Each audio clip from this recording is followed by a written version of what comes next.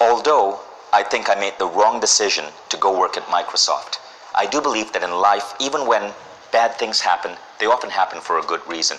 I toiled away at my career for 5 years, not enjoying what I did. But studying to be an engineer did give me one edge. And when I think back now, I wouldn't have changed that, because that one edge helped me become who I am today. That one edge was the idea of computational thinking. It's a framework of thinking that you naturally fall into when you learn computer programming. It's a way of breaking down problems into processes, parts, if-then loops to solve these problems more efficiently. So when I later became a meditation instructor, when I later built up Mindvalley, I had that edge over other personal growth teachers. I could look at problems, tools, systems, and create far more efficient ways of training people, and create far more efficient ways of training people. See, when you're writing computer code, you don't have to write code that works on just one machine. You have to write code that works the same way flawlessly on multiple machines. So as I started training people, I had to develop ways of training, ways of looking at the world, ways of hacking the human mind that would work on all machines, all human beings.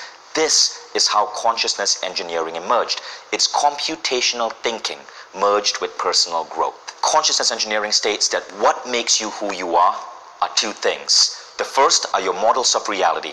Your models of reality are your beliefs about the world. False beliefs are called rules. Good beliefs, however, are what we're aiming for. Good beliefs are what elevate you. But beliefs are just one thing. There's another aspect to consciousness engineering, and those are your systems for living. These are your habits, your practices that you put in place to function in the world. If you think of the human being like a computer, consciousness engineering as a framework is the operating system. It's what causes your computer to boot up. But an operating system itself is useless unless you have hardware. Your hardware is your monitor, your keyboard, your mouse. Your hardware is your beliefs. And like hardware, your beliefs are swappable. If you want to have a better computer, you can go out and buy a better monitor or buy a better mouse. You can swap in and swap out hardware.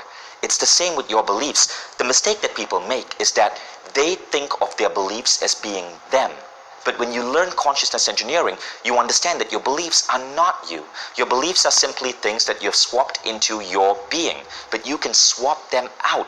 You can decide that you do not want to buy into the 9-to-5 life. You can decide that you do not feel that you absolutely need to be in a relationship. You can swap out a disempowering belief or a rule and swap in something empowering. You can upgrade your hardware. But the second thing about computers is software. Software are the apps that you might download onto your iPhone or your computer. Your software helps you solve certain problems. So the second part about optimizing your life is optimizing your software, and these are your systems for living. How you eat, how you parent, how you read a book, how you finish a project at work, how you solve problems, how you have sex, how you raise kids are all ripe for optimization. Problem is, many people do not update their software. It's like you're still stuck in Windows 95 when the world is moving to the next version of Windows, Windows 10 or iOS. You're still stuck in Windows 95. The reason we upgrade our software so slowly is because our education system upgrades itself so slowly. But every year, new thinkers, revolutionaries, geniuses are coming up with whole new ways of hacking and transforming every aspect of the human experience. It just doesn't make it out to mass culture via education. This is part of the problem we are trying to solve with our consciousness engineering project. We're getting a lot of these new ideas on food, on nutrition, on exercise, on parenting, on love, on intuition, on meditation, on work, on career, on thinking, and collecting them and distributing them to people around the world so we can all upgrade our software. So, to recap, your models of reality are your hardware. Your systems of living, that's your software. When you learn to hack and refine both of these, you are now a consciousness engineer. So now that you understand the impact of models of reality and the power of systems of living, let's put these together and give you the framework so you can start applying this in your life. We'll look at our models of reality. One of my favorite books of all time is Psycho-Cybernetics. I read that when I was 15 years old. It's by Maxwell Maltz, and Maltz was a plastic surgeon who noticed something really interesting. He noticed that he would perform plastic surgery on people, and they would go out into the world and they would still feel inadequate. They would still feel low self-esteem. And he realized that often someone could go through plastic surgery, become stunningly beautiful, but they would still feel ugly inside.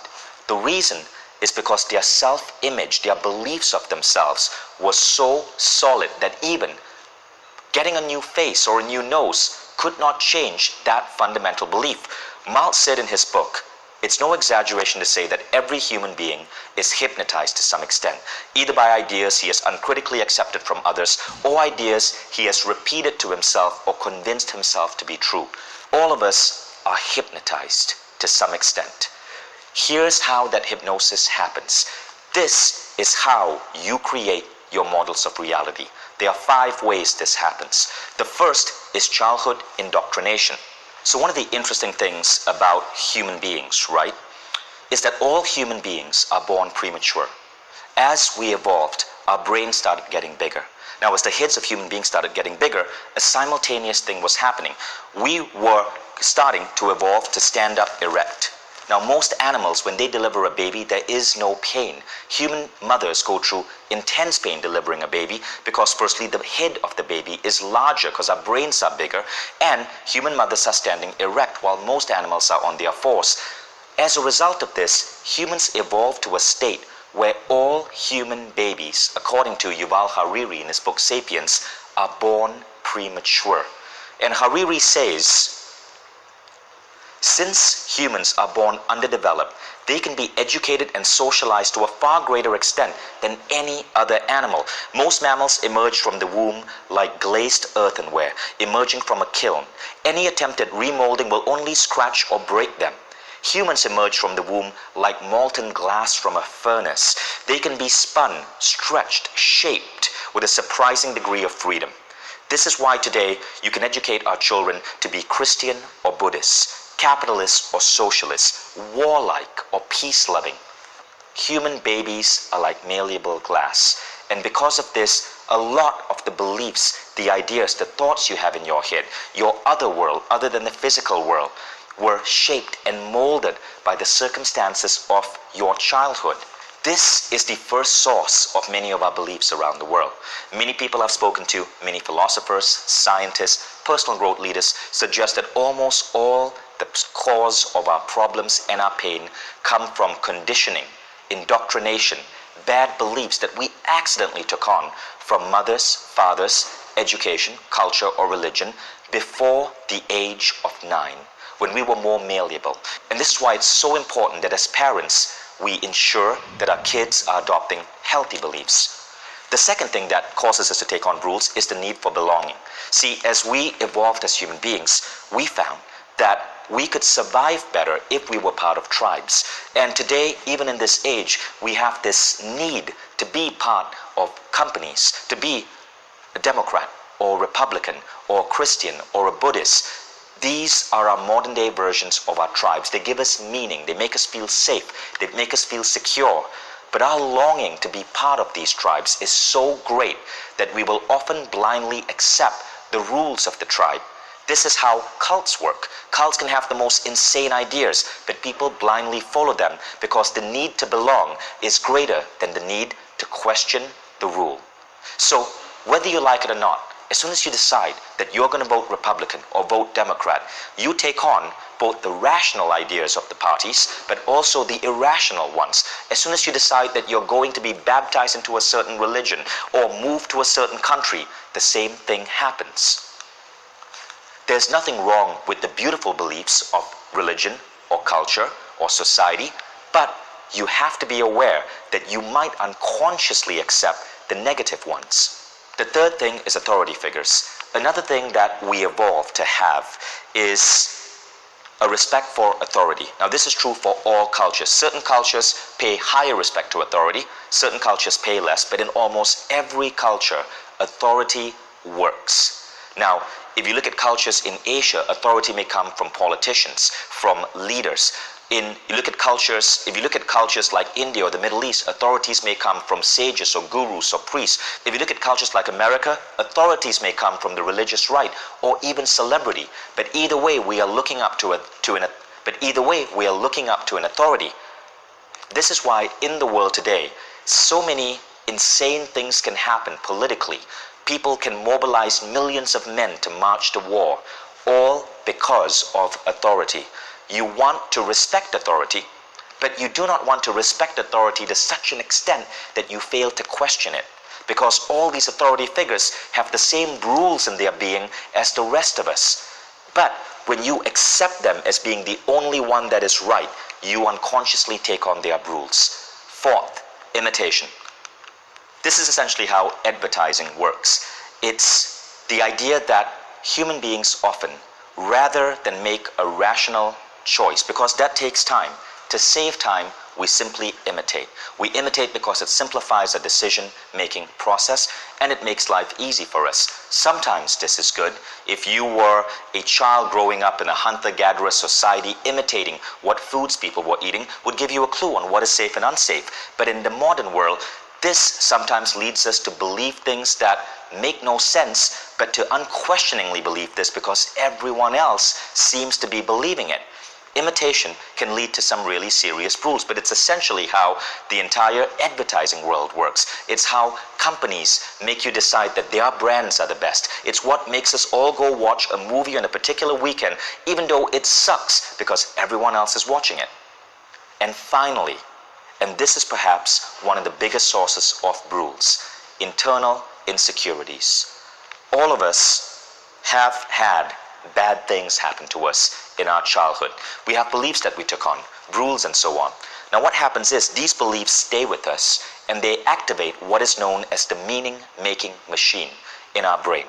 And so as we go through life as adults, we see certain things happen and our meaning-making machine activates. And when you have insecurities, your meaning-making machine makes you create whole new visions of what is going on. So let me give you an example.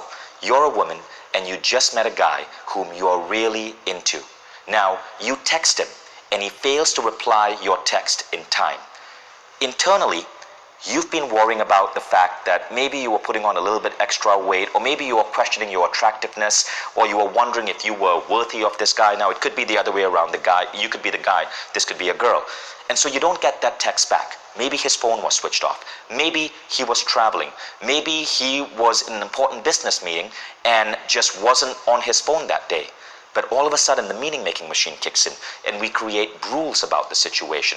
We create models of reality such as, oh God, he's probably trying to avoid me. Maybe he was just into me because he'd had too many beers.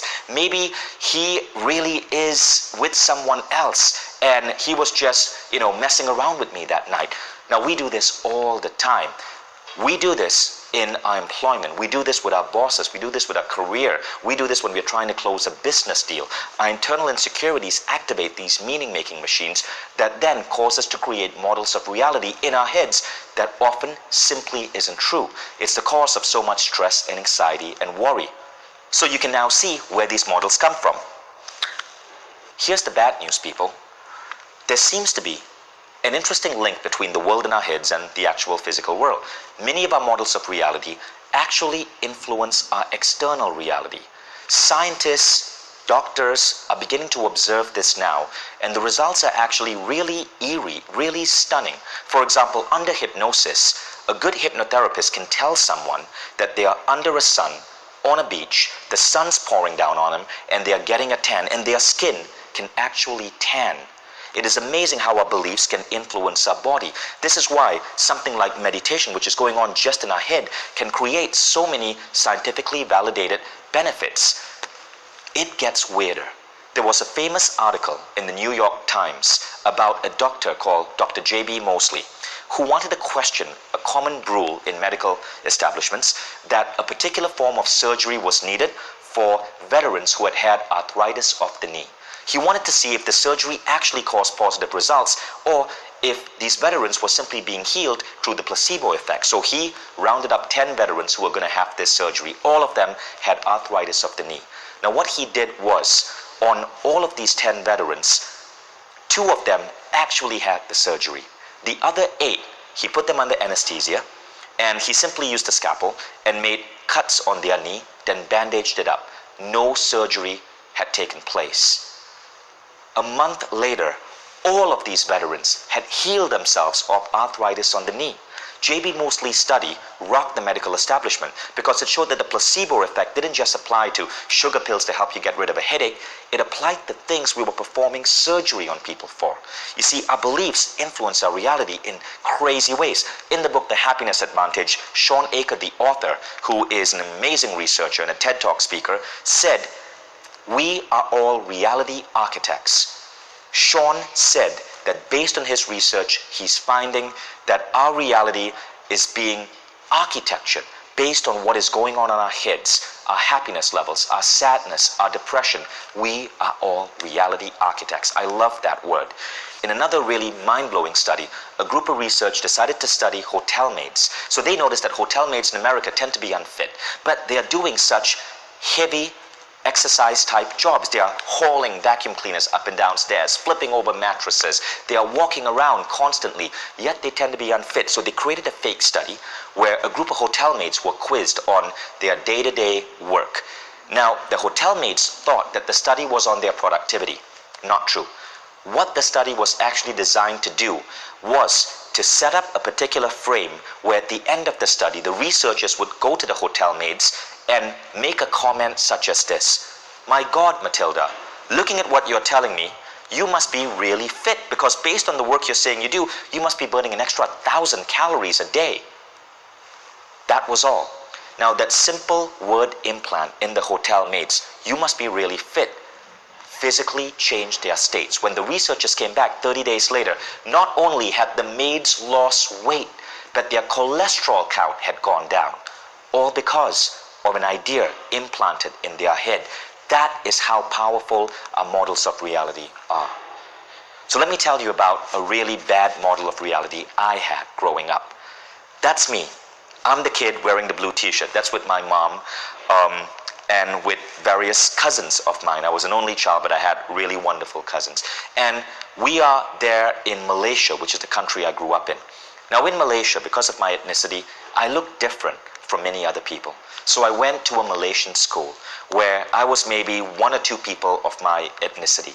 So most people around me were of a completely different race and religion. As a result, I went through a lot of bullying in school. I was the guy with the big hooked nose, so people would call me hook nose.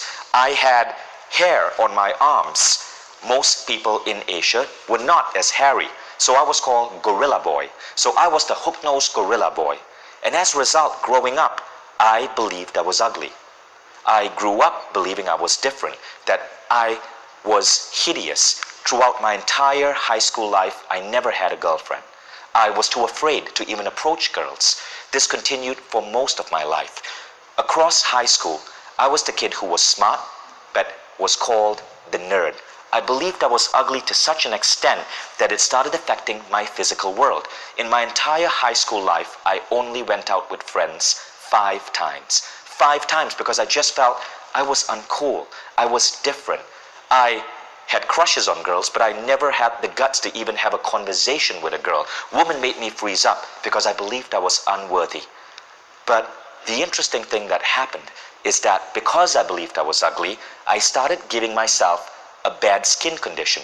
My skin started breaking down in acne. So by the time I was 16, I had chronic acne. I had to go to dermatologists to get medication to put on my face because I was breaking out in such horrible bouts of acne that caused another name, pimple face. I went through all of that as a high schooler. My beliefs affected my confidence, affected my reality. It affected my ability to connect with women, all because of what I'd chosen to take on as a child. Now today, I don't feel ugly. In fact, I'm standing here in front of a camera, not feeling that you're judging me because of my horrible skin. But something happened to me to cause that shift. Now, my feeling of not being attractive stayed with me throughout college. So even in college, I barely went out on dates, even though now I was in the United States and I was in a completely different culture. But something shifted for me. And let me tell you what happened. I was in my junior year of college. And I happened to be at a student party, and people were drinking, people were dancing, and all of a sudden I see this girl, Mary. And Mary ended up dancing with me. You know, I was the geeky guy with the glasses. She was stunningly beautiful. And I was a little bit drunk, and I reached in and I kissed her. And immediately, because I felt I was hideous and she was too beautiful for me, I pulled back and I apologized. I'm like, oh my God, I'm so sorry. I don't normally drink. And Mary looked at me, smiled, grabbed me by my ears, pulled me in, just started kissing me, and said, are you kidding me? You're fucking hot. That moment changed my life. The next day, I remember waking up, and I was like, I'd woken up in a whole new world. Mary thought I was hot. Oh my God, I actually must be hot. And that completely changed my ability to communicate with women. It allowed me to get on camera and not be afraid. It allowed me to get on stage and not feel awkward. It filled me with confidence because one girl, a college girl that I had so much respect for, told me she thought I was hot and then validated it with a kiss. So you see, beliefs can be disrupted with the right conditioning, with the right force. But when we disrupt that belief, you can see such huge gains in your life. Today, I've changed the way I raise my kids because of my understanding of consciousness engineering and rules. That's my son, Hayden. And that's on a beach, and he's looking at turtles scrambling on the sand in Mexico. So I was talking to one of my favorite parenting authorities. Her name is Shelley Lefko. And we were chatting, and I asked Shelley, what's the biggest advice you would give parents? And she said this. She said, in anything you do with your children, make sure that they walk away with the right belief. So we might be in a parenting situation, and our kid is at the dinner table eating food, and he drops a fork on the ground. And you turn to him and said, Billy, don't do that. And then he gets upset, and now he tosses the spoon on the ground. And you go, Billy, I told you not to do that. So what I'm going to do now is send you to a corner for 10 minutes. So the mother sends Billy to the corner. Now, we might think that's a good mother, right? A bad mother might whack Billy or something. But no, the good mother sends Billy to the corner because Billy shouldn't be dropping spoons on the ground. But here's what has happened. We think we are doing it right. We think we are disciplining the child, but we have not paid attention to the beliefs that Billy might be developing in his head. Maybe Billy dropped that first spoon because he was trying to get his mom's attention. Maybe it was an accident. Maybe he dropped the first spoon by accident, and when his mom spoke to him harshly about it, he decided that it was an accident. Why doesn't mom believe me? So he forms a belief. Mom doesn't trust me. He drops the second spoon to validate that belief, and sure enough, mom gets angry and puts him in a corner. He forms a new belief. Mom doesn't listen to me and doesn't trust me. Billy's now in a corner, waiting for his 10 minutes to pass. He forms a new belief. Mom won't talk to me and would rather do her own work, and so I have to sit in a corner and be quiet. And that leads to another belief. I am not important enough. That leads to another belief. I am not worthy. That leads to another belief. I don't have a right to speak my mind. All these cascading beliefs develop. So what's the right way to do it? Well, it is a tricky situation, right? And as a parent, I battle with this all the time, wondering if I'm doing it right. Well, Shelley's advice is, in any situation like that, at the end of it, ask your child, Billy, what do you think happened? What do you believe about this? What do you think I did? What do you think you did? So I've started adapting that in my parenting, and I do something else. Every time I put Hayden to bed, I ask him 2 questions to help him sort out his belief system and develop healthy beliefs. The first question is, Hayden, what are you grateful for? And I show him that he could be grateful for anything. It could be the sheets he's lying on. It could be the fact that he has a house with a roof. It could be a book that he read or a conversation we had. But then I ask him a second question. And that second question is, Hayden, so what did you love about yourself today? That second question is key. And then I have Hayden talk about something he did. Maybe it was an act of kindness. Maybe it was a demonstration of intelligence. Maybe it was something smart he said, or the way he took care of his baby sister, but something he can acknowledge as being good. That is my self-esteem lever for making sure Hayden, my son, doesn't have as many negative beliefs about himself, as many self-esteem questioning and damaging beliefs as other kids can do. If you can do this for your children, you end up raising children who are far more resistant to rules, because inside they are a lot more secure. So I disagree. I love Ken Wilber. I disagree with Ken Wilber on one thing. Ken Wilber was saying that today's generation is one of the most narcissistic generations the world has ever had. I don't see narcissism as a bad thing. If anything, I see being damaged inside, questioning yourself, having poor self-esteem as far too damaging. That if narcissism helps improve that a little bit, as long as you love yourself but you also see your connection to a larger society, then so be it. So we often do not allow kids to truly love themselves or appreciate themselves. We tell them, we use words such as don't think you're so smart or don't try to be so clever, but that's not right. If anything, our children are hurt. We are hurt. And as one of my close friends says, hurt people hurt people. The greatest thing we can do to remove so much pain from the world is to simply raise children who aren't growing up hurt inside. Think about what that could have done for you. Think about what that could have done for me. So try this out on your kids. Reality, you see, is not absolute. You make it up all the time. Whether you think you're ugly, or whether you think you're attractive, or whether you think you're dumb, or whether you think you're smart, you make reality up all the time. So what are some of the aging hardware that we have? A lot of aspects of our world are nothing more than models of realities that we can question. Calories. Take ideas like calories, for example. We use calories to gauge our fitness levels, how much we're eating. But many modern scientists, nutritionists say that calories are a completely obsolete model.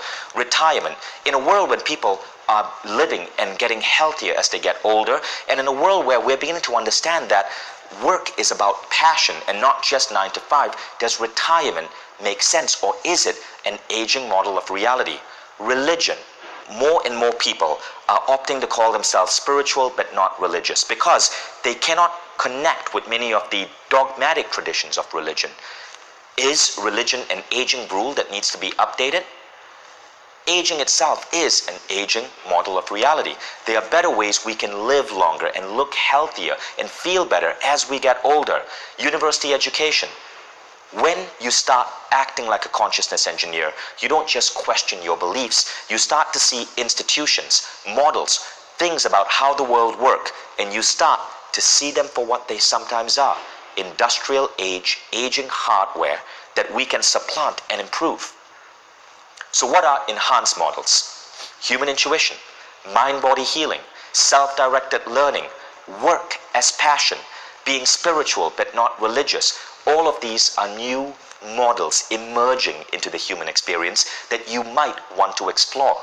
Just like we use the word rule to help us see the patterns we are stepping away from, we use these words to help us see new patterns that we can walk into and embrace because they are healthier models than some of our aging, obsolete hardware. So you've learned about models of reality and how these models come into you and how they then shape your world. And what you'll notice is just by being able to see this sequence, the indoctrination process, how the models get in your head, how you accept them as being true for you, and how they can have such a profound impact in your world, this immediately gives you the power to start working on them and creating and developing better models. But now let's look at your systems for living. Your systems are your habits, your processes that you put in place to simply function in the world. So systems are like our software. Systems help us perform tasks. And example systems in the world would be how we email, would be phonetic reading, counting calories, endurance training, working 9 to 5, dieting and exercise routines. But there are also enhanced systems. Gratitude practices, mindfulness practices, speed learning, self-managed workspaces. The thing about human beings is that we make better breakthroughs in our physical evolution than we do in our spiritual evolution. So for example, if you're watching this webinar with someone, I want you to just lean into them and sniff them for a moment. Just go ahead, take a big sniff of the person next to you. Or if you're listening to this on your phone in a subway or a car, do the same thing. What do you smell? Now, you might smell some sweat, but mostly what you're going to smell might be cologne or perfume or the shampoo that they wash their hair with. But here's the thing. If you did the same exercise just 100 years ago, everyone would absolutely stink. Because 100 years ago, even in the industrialized world, we may have showered maybe only once every few days. Perfumes, colognes were not as common as they are right now. Things such as body spray did not exist. As we've evolved, we've learned to put all of these things into our life. The way we dress, the way we shower, regular or twice a day showers, perfumes, cologne, we have really taken care of how we function physically. But at the same time, while we will clean our bodies, millions of people get out of bed every single day with minds which are not fully tuned. They might be feeling anxiety or worry or stress or fears, but at the same time, we don't take care of our minds in the same way. So while we may shower in the morning, we may get out of bed with minds which are completely unwashed, minds filled with anxiety or worry or fear or stress or negative thoughts, and we choose to do nothing about it. These are one of the biggest elements of new systems for living that we need to adopt. These are systems such as morning rituals of journaling or meditation, systems such as creative visualization to help us allay our fears and worries and dream bigger, systems such as intention setting, which is something I do every single day. I intend my entire day. Systems such as gratitude, which study after study has shown can dramatically boost levels of happiness. So, while there are a whole multitude of systems out there that you can apply in your life to work better, or parent better, or read faster, or create more amazing things, one of the first groups of systems that if you're not looking at, you should be, are systems for your mental washing in the morning. Meditation is an amazing method. Intention setting, gratitude, goal setting, a lot of this Mindvalley provides for free. All you have to do is Google me on YouTube and you'll find hundreds of videos and talks I've given on these morning systems. So we won't go too deep in them there. Just know that in every aspect of your life, innovative new systems are emerging all the time. And if you spend some time studying these systems and optimizing these aspects of your life, you get to grow faster. So now you've learned about models, you've learned about systems. We're now going to bring it all together. And we're going to end with this powerful exercise. Consciousness engineering is a powerful tool to think about every aspect of your life, every aspect of personal growth. Bring both together so you're growing in different aspects of being you. The problem is most people don't see how broad you can be, and they don't have a vision for how they can grow. This is what we're going to do here. First, we're going to show you 12 different aspects of your being that you should start thinking about. And we're going to give you an exercise that you can do. You're going to do it now, but you can also do this anytime you want to give yourself a motivational kick so that you can see how you can grow.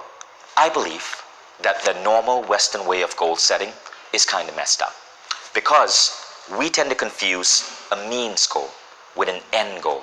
So a lot of us chase means goals. A means goals might be a goal such as, I want to marry the man or woman of my dreams, or I want to do well in my LSAT so I can join that law firm, or I want to get a job at that particular company. The problem with means goals is that means goals do not really bring happiness. Means goals are what society has trained us to be a means to an end. So what really does bring happiness? Well, happiness comes from those aspects of life that really remind you of how wonderful it is to be human. It could be making love to someone you really care about, visiting a new country, finishing a book or a painting, spending time with your kids, driving a beautiful new car just because you absolutely love the experience of driving, working in a job where you feel time is flying because you so love what you do. These are end goals. End goals are things that really grant human happiness. But in the industrial world, we forget to focus on the end goals and instead we set means goals. Means goals slow down our attainment of the end goal. See, when I became that programmer at Microsoft, I set that as a means goal. What did I really want? I wanted a great job. And to me, a great job meant travel adventure, meeting great people, creating things. I thought being a programmer was the means to that end. It wasn't. And I was so miserable, I got myself fired. When I started my festival, Awesomeness Fest, I was actually going straight for the end goal. I wanted something where I could travel. I wanted something where I could meet great people. I wanted something where I could create. I got all of that by creating Awesomeness Fest. See, I created Awesomeness Fest because I had my mind pointed at the end, and I decided to scrap the means, scrap those little steps that society says you have to do to get to the end, because that was one way of doing it hundreds of years ago. It may not necessarily apply now. So to be effective at transforming your life, you got to learn to look towards your end goal. And all end goals fall into 3 different buckets. The first bucket are experiences. And there are 4 different aspects of experiences I'm going to have you think about. Experiences would be things such as being with a particular someone, spending time with your kids, being and owning a particular type of house, traveling to a particular country. Experiences make it so joyful to be human. Now, many people see money as an end goal. It isn't. The reason we have money as a goal is because money is a means goal to buy experiences. Even if you're buying a Mercedes-Benz, you're buying that car because you want the experience of being able to be in a Mercedes-Benz, and that is great. You want to think that big, but ultimately money buys experiences. Almost every wealthy person I know, and I have friends who are billionaires, the greatest joy they have in their life are the experiences that their money can buy. It may be being able to travel around the world in a private jet with their families. It may be owning a spectacular home. I have friends who own islands, but it's all because of the experience that they get from that. In your case, experiences are those things that fill you with bliss, joy, happiness as you're doing them. That is what we're going for in this exercise. Now, the second type of goal, end goal, is growth. So Tony Robbins gave this amazing TED Talk. And in the TED Talk, he said that there are 2 great spiritual needs we all have. Needs that fulfill our soul. And the needs are growth and contribution. Growth because, well, I personally believe all souls are here because we want to learn something, to grow in a certain way. And growth is one of those categories that you want to set goals in.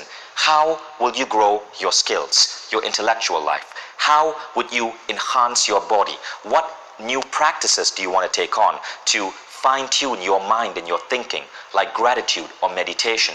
All of these fall under growth. So you now have your list of experiences. You have your list of growth.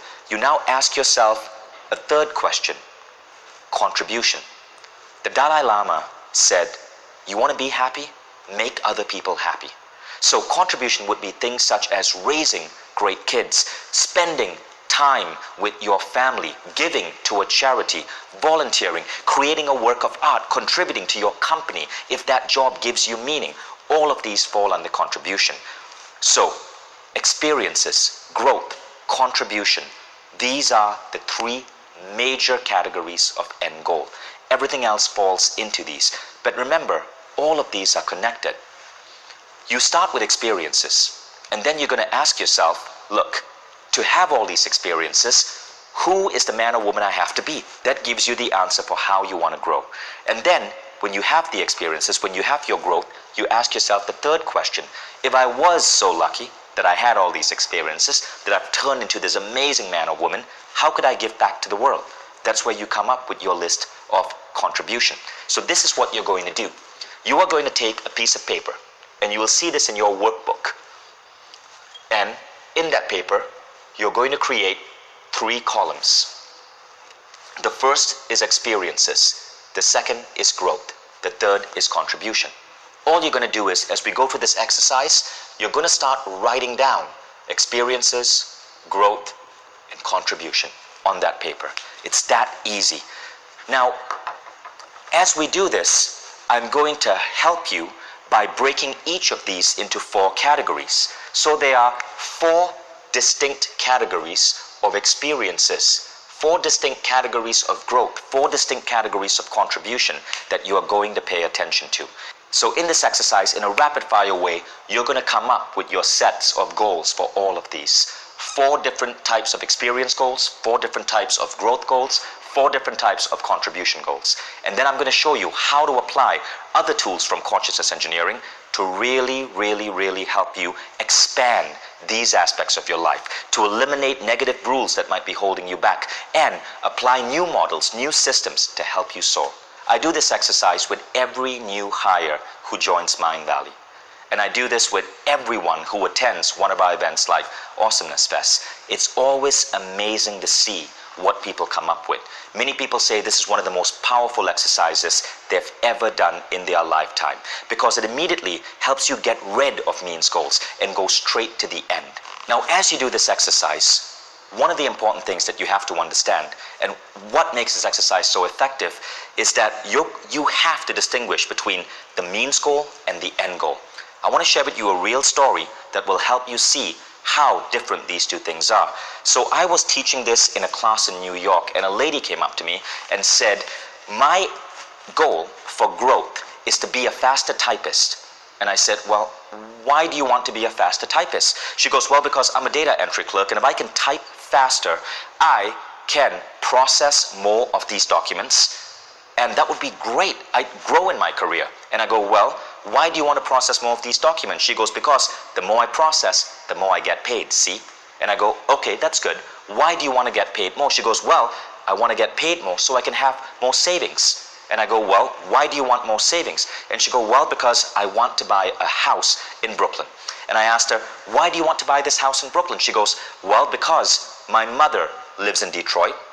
I don't like the neighborhood she's in because it's unsafe, and I want to have my mother move to Brooklyn with me and live with me in this house.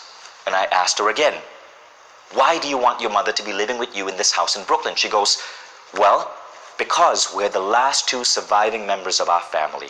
Our family goes all the way back to the Civil War. We have this rich family history, heirlooms and antiques, and I want to move all of these from Detroit to this beautiful home in Brooklyn so we can preserve our family heritage, so that someday when I have kids, they never forget where we came from. And I said, boom, that is your end goal. So it went from growth, be a faster typist, to experiences, have a beautiful home filled with our family heritage and history going all the way back to the Civil War. Have my mom live with me. So you see how that works? Now, to do this effectively, you want to ask yourself these questions when you set your goals.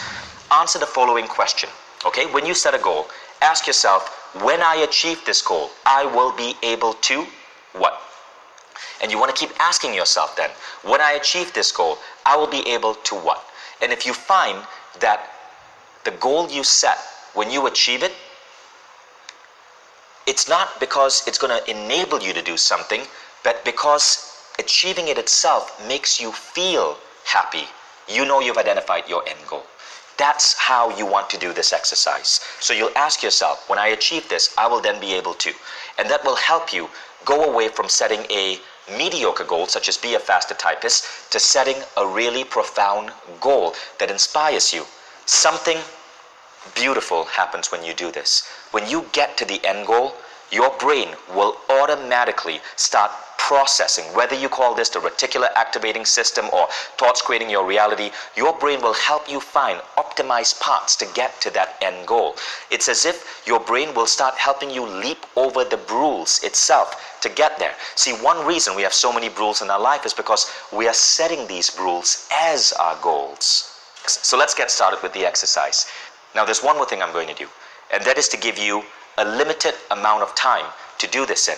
You're going to get 2 minutes for each category. 2 minutes to come up with your experience goals, 2 minutes for growth, 2 minutes for contribution. And in each of these subcategories, 30 seconds each. So 30 seconds, 30 seconds, 30 seconds, 30 seconds to complete your experience goals. Now, why do I do this? Well, firstly, most of us have a logical mind that will question us putting down goals. So we will put down something, and then our internal models of insecurity or whatever will kick in and go, oh, you can't put that down. No, that's too scary. Or no, not you. Other people maybe, but not you. You're going to shut down that logical mind, by forcing yourself to just write down whatever emerges from your stream of consciousness. Trust me, I've done this with people in 2 minutes for each category, and they come up with goals which are insanely amazing.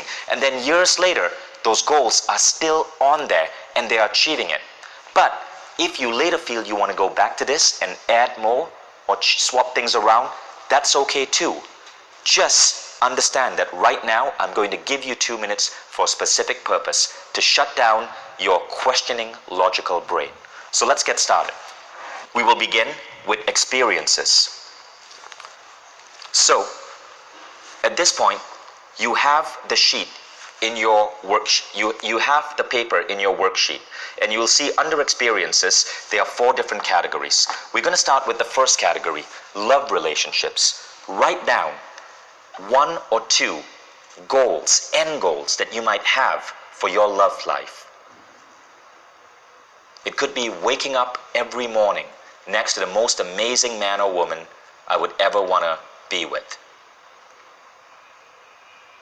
Write down 1 or 2.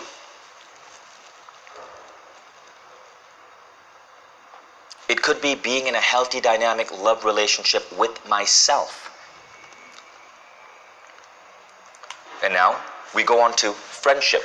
And don't worry, you can go back to love anytime and complete it. Friendship is about the people in your life. It's a goal for our social connections. A study at Harvard showed that one of the greatest contributors to human happiness is the strength of our connections. Think about how you want to contribute to your friends, how much time you want to spend with them, who your friends might be, what you would do with them. Write down just 1 or 2. We now move on to adventures. One of the biggest things that fill us with happiness are moments where we feel a sense of awe. This often comes from travel, from adventure, from anything from bungee jumping to visiting an exotic new country. Write down visions for places you want to have or things you want to do that will bring you a sense of adventure.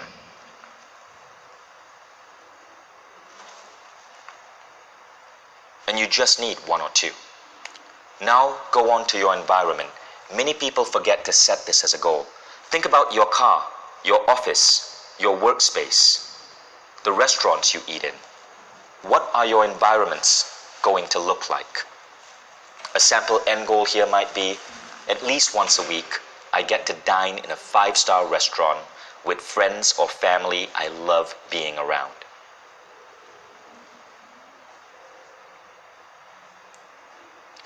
Now, we go on to the next category, growth. And don't worry if you didn't write down everything you want to write down. You can go back to this exercise anytime. Ask yourself, to have that gorgeous life filled with all those experiences I want, who is the man or woman I need to be? And this is how you get your compass for your growth. The first category of growth is health and fitness. What type of body would you want to have? How do you want to feel every day? What do you want to look like? Would you enjoy completing a marathon just for the pure thrill of it? Do you want to take up a particular exercise routine? Not because it will get you something, but simply because you enjoy the routine in itself. These are all health and fitness goals. Next, your intellect. What books do you want to read? How do you want to nourish your mind? What type of conversations do you want to participate in? What types of movies, books do you want to find stimulating? A simple end goal here might be read one amazing book every single week. Then we go on to your spiritual life. While our spirituality can have many rules. It is also an extremely important aspect of being human. How would you want to embrace your spiritual life? How often do you want to meditate, pray, visit a temple or synagogue or mosque? Where do you want to grow spiritually? Do you want to be able to lucid dream or enter deep states of meditation or be so in control of your emotions that you never feel fear or anxiety or stress? All of these are notable, reasonable spiritual end goals.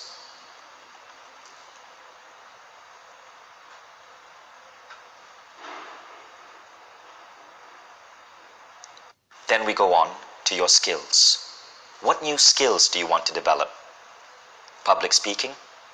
Speed reading? Think about new skills that you wish you could have in your life, or skills that you have that you want to hone. It could be something as simple as being able to write a good blog post, to something more complex, such as impressionist painting. But think about skills that you would love to have, not because they would lead to something else, but because having this skill alone fills you with happiness and pride and joy.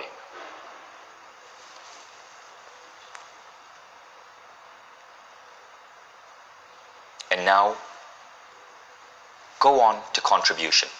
Imagine if you had all of these experiences, if you were this ideal man or woman, how would you share this with the rest of the world? Contribution is important because study after study after study has shown that when you contribute, when you give, it is one of the surest paths to fulfillment and happiness. The first way to contribute is your career. How would you contribute to your company or your career?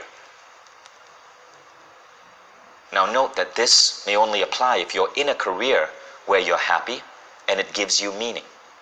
If not, your end goal might be to find a new career where you feel you're contributing.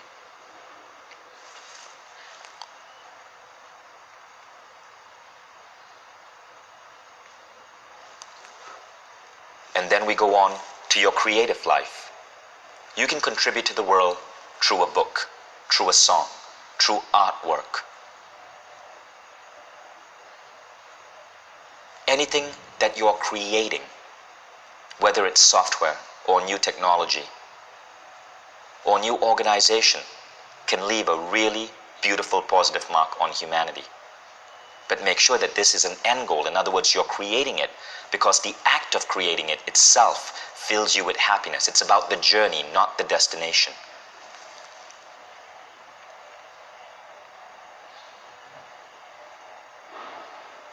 Now we go on to your family life. How are you contributing to your family? Your mom, your dad, your children, your spouse.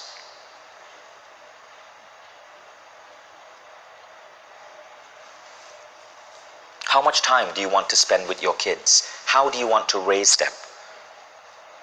How do you want to treat your spouse? How would you want to be with your mother? But remember that when you put these down, these should be goals that you're doing not out of a sense of obligation, but because the act of doing them alone fills you with happiness. Only then is it an end goal. And finally, your community. Now, based on your worldview, your community might be people from your city, or your nation, or your religion, or your ethnicity, or you could see yourself as part of the greater world community. No matter what it is, think about how would you contribute to your community.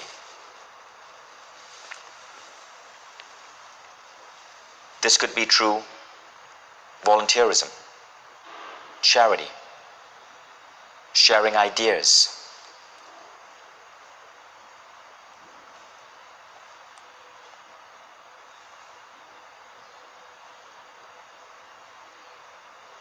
and you're done.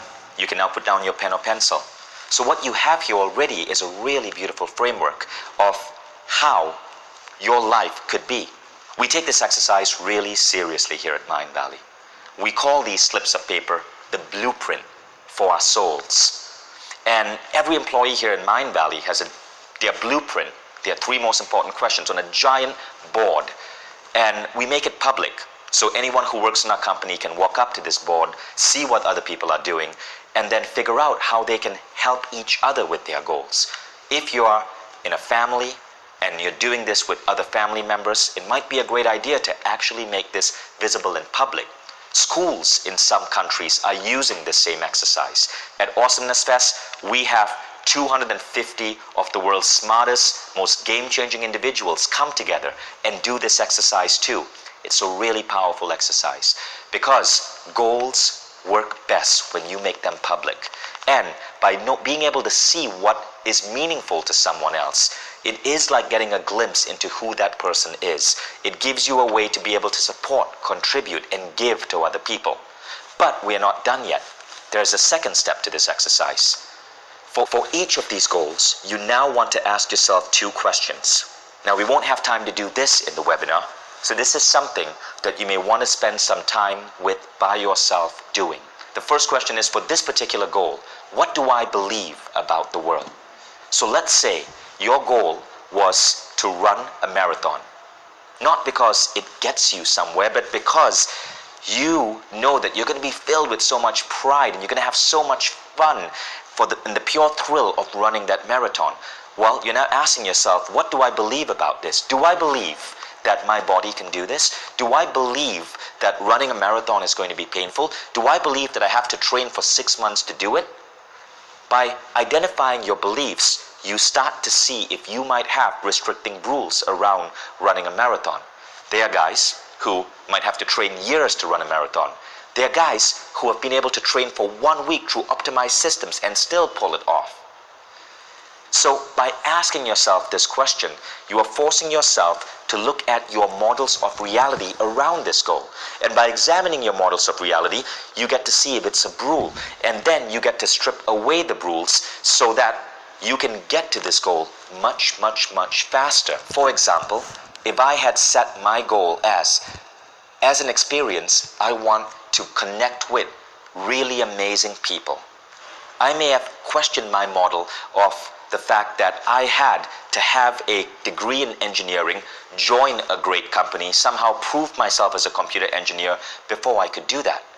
So by looking at these goals and questioning the models, you help strip away rules. But there's one more question you're going to ask. And that other question is, what is my plan to get there? You see, you can't just have goals, you got to have a plan to get there. Asking this question forces you to look at optimized systems. So back to the marathon idea, right? What are optimized systems for nutrition that might help grow your endurance? What are optimized systems for endurance training? What are better shoes you could wear? All of these are optimized systems to help you get to the goal. So for every goal, you want to be conscious of your models of reality around that goal and your optimized systems for getting there. This is something you would do on your own now that you've learned the framework for consciousness engineering. And by doing this, you now get to level up in all of these amazing new aspects of your life. Also, because you're looking at 12 distinct categories, another beautiful side effect happens. You are no longer one-sided. There are too many people out there who are great at their careers, but are putting on weight and failing at their health, or who are great moms or dads but have jobs that they absolutely despise, or who might be highly intelligent but might not be having a wonderful love life. By looking at all of these 12 categories, you create balance. You don't become one-sided. You actually have a life that is complete and fulfilled in all the different dimensions of being human. So congratulations, you've now finished this session on consciousness engineering. You've identified rules. You've learned to see the patterns that might be holding you back. You've learned to identify your models of reality, to look at systems of living. You've taken your life and broken it into 12 distinct areas. You've come up with new end goals and steered away from means goals. And now you're going to carry this forward. And for all of these beautiful new visions you want to create, you're going to be examining your models, looking at systems, using consciousness engineering as a framework to get you ahead in every single dimension of your life. Welcome to like a completely new vision of who you can be. This is why I'm so excited about this work.